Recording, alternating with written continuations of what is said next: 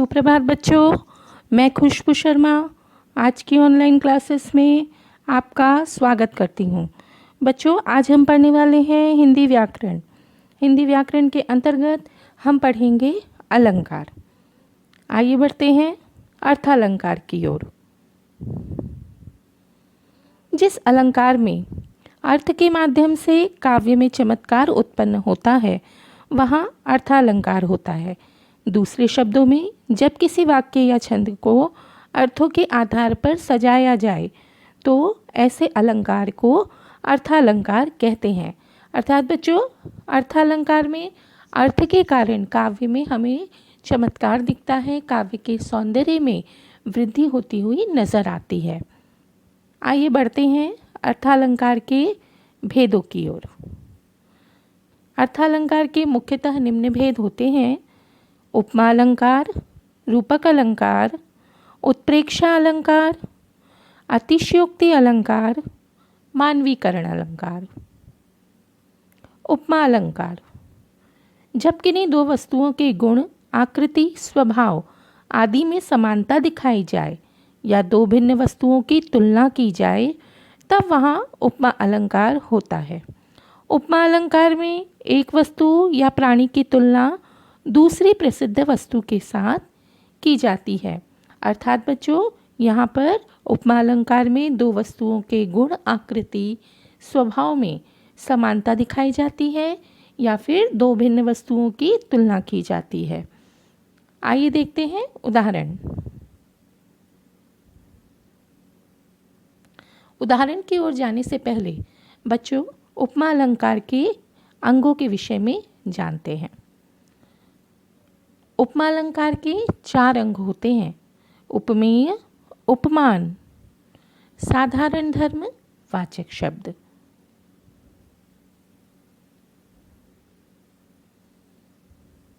सागर सा गंभीर हृदय हो, गिरि सा ऊंचा हो जिसका मन। उपमेय जिस व्यक्ति या वस्तु के बारे में बात की जा रही है या जो वर्णन का विषय है वो उपमेय कहलाता है। अर्थात बच्चों, हम काव्य पंक्ति में जिस वस्तु या व्यक्ति के बारे में बात करते हैं या जो हमारे वर्णन का विषय होती है उसे उपमेय कहा जाता है। ऊपर दिए गए उदाहरण में देखते हैं बच्चों हम कि हम हृदय और मन के विषय में बात कर रहे हैं। अतः यहाँ हृदय और मन उपमेय होंगे। उपमान वाक्य या काव्य में उपमेय की जिस प्रसिद्ध वस्तु से तुलना की जा रही हो वह उपमान कहलाता है। ऊपर दिए गए उदाहरण में बच्चों हृदय की तुलना सागर के साथ की जा रही है और मन की तुलना गिरि के साथ की जा रही है। अतः सागर और गिरि जो हैं बच्चों वे उपमान कहलाएंगे। आगे बढ़ते हैं बच्चों। साधारण धर्म। साधारण धर्म उपमान और उपमेय में समानता का धर्म होता है। अर्थात जो गुण उपमान और उपमेय दोनों में हो, जिससे उन दोनों की तुलना की जा रही हो, वही साधारण धर्म कहलाता है। अर्थात बच्चों, जिन गुणों की बात हम करते हैं उन्हें ही हम साधारण धर्म कहते हैं। ऊपर दिए गए उदाहरण में बच्चों हम सागर की गंभीरता की बात कर रहे हैं और गिरि के ऊंचेपन की बात कर रहे हैं, ऊंचाई की बात कर रहे हैं। तो गंभीर और ऊंचा जो इनका गुण है वही इनका साधारण धर्म कहलाएगा। वाचक शब्द। वाचक शब्द वह शब्द होता है जिसके द्वारा उपमान और उपमेय में समानता दिखाई जाती है। ऊपर दिए गए उदाहरण में बच्चों सा शब्द के द्वारा दोनों के बीच में समानता दिखाई जा रही है। अतः वाचक शब्द होगा बच्चों सा। आगे बढ़ते हैं उपमा अलंकार के कुछ और उदाहरणों की ओर। पीपर पात सरिस मंडोला, हरिपद कोमल कमल से, उषा सुनहले तीर बरसाती जय लक्ष्मी से उदित हुई। मुख बाल रविसम लाल होकर ज्वाल सा बोधित हुआ। हाय फूल सी कोमल बच्ची, हुई राख की थी ढेरी। ग्रीष्म की भानु सोखुमान, कौ प्रताप देखी। तारे सम तारे गए मुदि तुरकन के। पूर्णमासी सी तू उजरी, अरुतोसी उजाड़ी है पूरनमासी। इस तरह से बच्चों ये कुछ उदाहरण थे जो उपमा अलंकार के हैं। आगे बढ़ते हैं हम रूपक अलंकार की ओर। जब गुण की अत्यंत समानता के कारण उपमेय को ही उपमान बता दिया जाता है, यानी उपमेय और उपमान में अभिन्नता दर्शाई जाती है, तब वहाँ रूपक अलंकार होता है। दूसरे शब्दों में रूपक अलंकार में उपमान और उपमेय में कोई भी अंतर नहीं होता, अर्थात दोनों में कोई अंतर नहीं होता, दोनों अलग नहीं होते।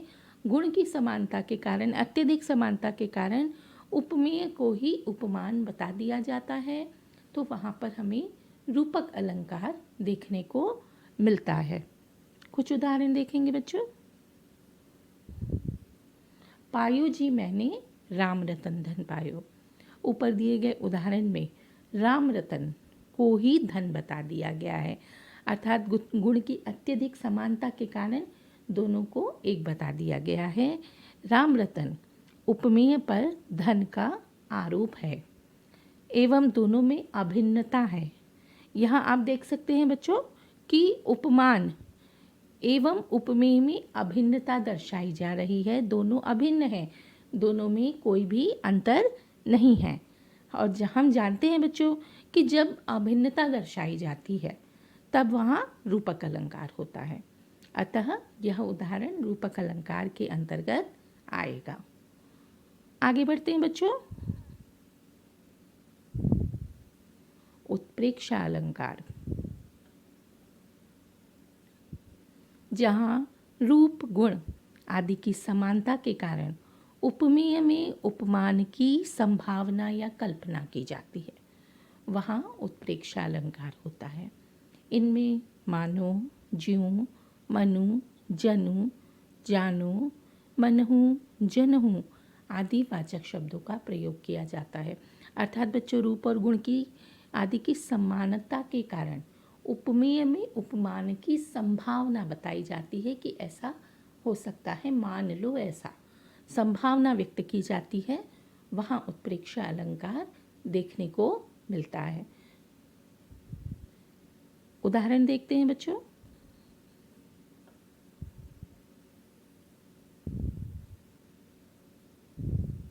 कहती हुई उत्तरा के नेत्र जल से भर गए, हिमकणों से पूर्ण मानो, हो गई पंकज नए। बच्चों यहाँ देख रहे हैं आप उदाहरण में हमें मानो शब्द देखने को मिल रहा है।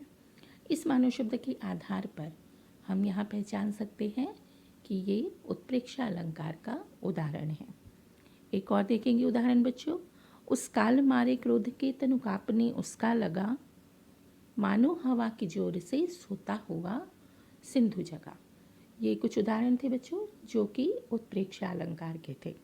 आगे बढ़ते हैं हम। अतिशयोक्ति अलंकार, जब किसी वस्तु, व्यक्ति आदि का वर्णन बहुत बढ़ा चढ़ाकर किया जाए तब वहाँ अतिशयोक्ति अलंकार होता है। इस अलंकार में नामुमकिन तथ्य बोले जाते हैं, अर्थात किसी भी वस्तु, व्यक्ति का जब वर्णन किया जाता है तो बहुत अधिक बढ़ा चढ़ाकर, बहुत अधिक अतिशयोक्तिपूर्ण वर्णन होता है, विश्वास से परे वर्णन होता है। तो ऐसी बातें हमें जहाँ देखने को मिलेंगी वहाँ पर अतिशयोक्ति अलंकार होगा। आगे नदियाँ पड़ी अपार, घोड़ा कैसे उतरे पार। राणा ने सोचा इस पार, तब तक चेतक था इस पार। ये बच्चों अतिशयोक्ति अलंकार का उदाहरण है जिसमें महाराणा प्रताप और उनके घोड़े के विषय में बात हो रही है। उनके घोड़े का नाम है बच्चों चेतक। ऊपर दी गई पंक्तियों में बताया गया है कि महाराणा प्रताप के सोचने की क्रिया खत्म होने से पहले ही चेतक ने नदियाँ पार कर दी। यह महाराणा प्रताप के घोड़े और चेतक के अतिशयोक्ति है इस तथ्य को लोक सीमा से परे बहुत बढ़ा चढ़ाकर यहाँ वर्णन किया गया है। अतः यह उदाहरण अतिशयोक्ति अलंकार का होगा। बच्चों, यहाँ पर महाराणा प्रताप और चेतक के बारे में बहुत बढ़ा चढ़ाकर कहा गया है कि महाराणा प्रताप के सोचने की क्रिया पूर्ण होने से पहले कि नदी को पार कैसे किया जाए, उससे पहले ही चेतक ने उस नदी को पार कर दिया। अतः यहाँ पर अतिशयोक्ति अलंकार हमें देखने को मिलता है। आगे बढ़ेंगे मानवीकरण अलंकार। जब प्राकृतिक वस्तुओं जैसे पेड़ पौधे बादल आदि में मानवीय भावनाओं का वर्णन हो, अर्थात निर्जीव चीज़ों का सजीव होना दर्शाए जाए, तब वहाँ मानवीकरण अलंकार होता है। अर्थात बच्चों, जो मानव के भाव होते हैं उनका आरोप निर्जीव वस्तुओं में किया जाता है। फूल हंसे कलियां मुस्काई।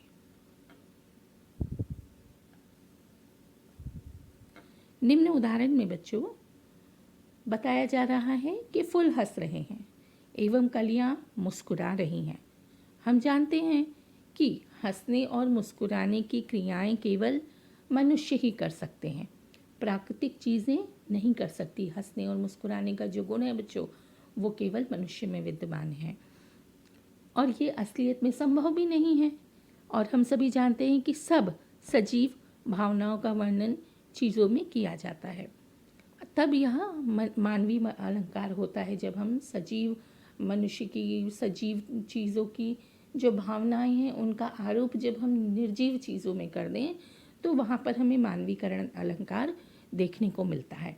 अतः यह उदाहरण जो है बच्चों, वह मानवीकरण अलंकार के अंतर्गत आएगा। इस तरह से बच्चों आज हमने अर्थालंकार के विषय में पढ़ा और जाना। इससे पहले के वीडियो में हमने शब्दालंकार के बारे में जाना था।